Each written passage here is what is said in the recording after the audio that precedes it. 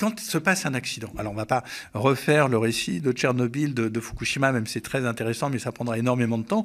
Mais grosso modo, les conséquences en sont quand même forte sur le moment. Contrairement à ce que disent un certain nombre de nucléaristes en ce moment, tout le jeu, c'est de dire il n'y a eu aucun mort à Tchernobyl, il n'y a eu aucun mort à Fukushima. Bon, je ne vais pas rentrer dans ce débat, mais si, il y a eu des morts de différentes manières par radioactivité. Surtout, il va y avoir des morts dans la durée. Si on a un accident nucléaire, c'est des conséquences pour des décennies. Et c'est ça qu'il faut redire. Et c'est pas seulement Hervé Kempf qui le redit. C'est quand il y a Bernard de Rosuc, qui est le président de l'autorité de sûreté nucléaire, qui dit un accident nucléaire en France est possible et ceux qui le nient sont irresponsables. Il faut écouter ce que dit ce monsieur et ce que disent en fait beaucoup d'experts.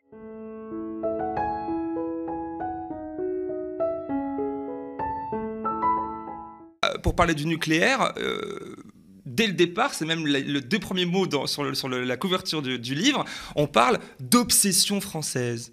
En quelques mots, pourquoi ? Parce qu'il n'y a pas de pays au monde qui soit à la fois aussi nucléarisé et pour qui la question nucléaire est une telle importance. On peut regarder tous les grands pays occidentaux ou même les autres pays comme la Russie ou la Chine. Le nucléaire, il y a une part, mais elle est finalement relativement marginale et ne fait pas un vrai débat. Il y a vraiment qu'en France où il se joue derrière le nucléaire quelque chose d'autre qu'une analyse technique, qu'une analyse économique, qu'une analyse scientifique, qu'une analyse aussi presque politique et philosophique, parce que derrière le nucléaire, il y a aussi un mode de société. Donc c'est vraiment une particularité de la France qu'il faut, j'allais dire, mettre sur la table et quelque part et mettre en débat. C'est vrai que là, dans la construction de notre société, c'est vrai qu'en tant que Français, le nucléaire fait partie quand même de notre histoire, avec EDF, cette grande entreprise qui est effectivement très nucléarisée, si je puis dire, mais aussi notre défense. Enfin, il y a toute une vision et qui fait partie peut-être de cette propagande, vous utilisez le mot, de lobby, etc. en France. Est-ce que le lobby du nucléaire, s'il existe en France, ce ne serait pas d'abord l'État ? C'est l'État et c'est pourquoi aussi. Parce qu'il faut revenir finalement à l'histoire de cette obsession nucléaire. Et il faut remonter assez loin. C'est-à-dire qu'en 1940, la France prend une déculottée, enfin une humiliation énorme. Il ne faut pas oublier qu'avant, la France était considérée comme un grand pays, une grande armée. Et donc l'effondrement face à l'armée nazie en 1940 a été un choc intellectuel, politique énorme, évidemment. Et donc dans les années qui ont suivi, 1944-1945, il y a eu l'obsession, mais qui est compréhensible rétrospectivement, de retrouver la grandeur de la France, en tout cas une certaine identité, une force. Et le nucléaire, là-dedans, enfin, à l'époque, on disait d'ailleurs l'énergie atomique et la bombe atomique ont eu un grand rôle parce que dans les années 20, dans les années 30, il y a eu une efflorescence scientifique extraordinaire dans le domaine de la physique qui a conduit donc à la connaissance de la physique nucléaire, de la physique atomique.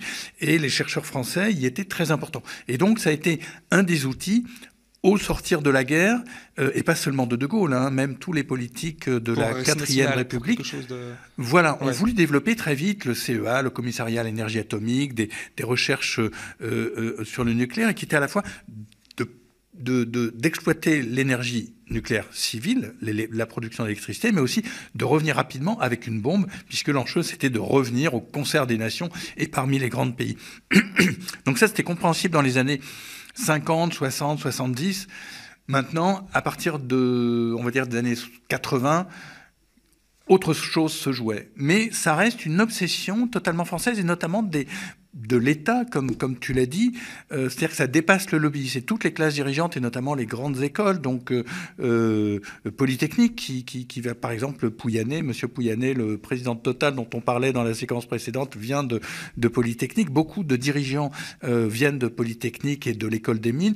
Et donc, la classe dirigeante française s'est focalisée là-dessus, à assimiler en quelque sorte la grandeur de la France, la puissance de la France, à la possession de l'arme nucléaire, qui est indissociable, il ne faut jamais l'oublier, de l'énergie nucléaire. C'est-à-dire que quand M. Macron, l'actuel président de la République, dit au discours de Belfort il faut redévelopper l'énergie nucléaire, il explique aussi que c'est absolument complémentaire du nucléaire militaire. Et d'une certaine manière, c'est quelque chose qu'il faut faire apparaître dans le débat à l'heure actuelle, dans la discussion, c'est que les deux, nucléaire civil et nucléaire militaire, sont indissociables. Alors, dans votre livre, qui passe par quatre chemins, comme je l'ai dit, le nucléaire n'est pas bon pour le climat, il y a cette partie climat, mais là, il y a d'autres questions. Intérêt industriel, politique, récit national, vous l'avez rappelé, tu l'as rappelé à l'instant. Mais en même temps, tu dis dans ton livre que tu dénonces une sorte d'irresponsabilité des décideurs politiques parce qu'ils savent le risque d'accident qui existe en France aussi, qui a eu lieu aussi. Il y a des incidents par milliers en France et de l'accident qui peut survenir en France. Comment et quelles seraient les conséquences d'un accident en France nucléaire? Comment ça peut survenir? Ça peut survenir par le défaut. Par exemple, en ce moment, on est obligé, dès qu'on rentre un petit peu dans le nucléaire, de parler un peu technique. Il y a ce qu'on appelle il y a 14 réacteurs qui sont à l'arrêt en ce moment. Il y en a d'autres qui sont à l'arrêt pour maintenance, mais il y en a 14 qui sont à l'arrêt parce qu'il faut examiner un problème de corrosion sous contrainte. Alors, corrosion sous contrainte, qu'est-ce que ça veut dire? On ne sait pas, mais c'est des fissures de l'ordre de 1 mm de longueur dans des tuyaux qui ont 30 mm d'épaisseur, donc on sent que et ces tuyaux sont très importants parce qu'ils vont rentrer dans la cuve. Et s'ils se cassaient, si les fissures se développaient, les tuyaux casseraient, ça veut dire qu'il y aurait une fuite extrêmement importante de ce réacteur et ça entraînerait des conséquences qui conduiraient à un accident grave. Donc c'est un peu les analyses, enfin c'est pas un peu, c'est les analyses que font l'Institut de radioprotection et de sûreté nucléaire et derrière eux EDF et l'autorité de sûreté nucléaire. Et donc ils se sont dit, on arrête. Il faut arrêter parce qu'il faut empêcher que ça se produise. Si ça se produisait, qu'est-ce que c'est? En gros, il y a plein de séquences d'accidents possibles, mais ce qu'il faut dire, deux choses. C'est que d'une part, ça dépasse toujours tous les scénarios qui ont été imaginés. Que ce soit dans Tchernobyl ou plus récemment en Fukushima en 2011, ce qui s'est produit était absolument inimaginable. C'est-à-dire que ça dépassait le pire scénario qui était la hauteur des vagues était pas du la tout hauteur la des bonne, vagues était tsunami, hallucinante, alors sûr. que en gros, toutes les références qui pouvaient exister, ils étaient même remontés au Moyen-Âge pour retrouver un tsunami de cette époque. Et au Moyen-Âge, en 869, donc l'époque de Charlemagne en France, on avait identifié par les chroniqueurs japonais un tsunami possible avec un séisme et une vague de 4 mètres de hauteur. Alors, par sécurité, les ingénieurs ont mis, OK, on va faire une digue qui nous protégera contre une vague de 6 mètres. Et finalement, c'était 9. Et finalement, ça a été 9. Donc voilà, il peut se passer des séquences, des séquences totalement inimaginables. La deuxième chose pour répondre à ta question, c'est quand se passe un accident. Alors on ne va pas refaire le récit de Tchernobyl, de Fukushima, même si c'est très intéressant, mais ça prendra énormément de temps. Mais grosso modo, les conséquences en sont quand même forte sur le moment. Contrairement à ce que disent un certain nombre de nucléaristes en ce moment, tout le jeu, c'est de dire il n'y a eu aucun mort à Tchernobyl, il n'y a eu aucun mort à Fukushima. Bon, je ne vais pas rentrer dans ce débat, mais si, il y a eu des morts de différentes manières par radioactivité. Surtout, il va y avoir des morts dans la durée. Et troisième chose qui est vraiment importante, et là, des morts par milliers ou par dizaines de milliers, ça dépend des cas.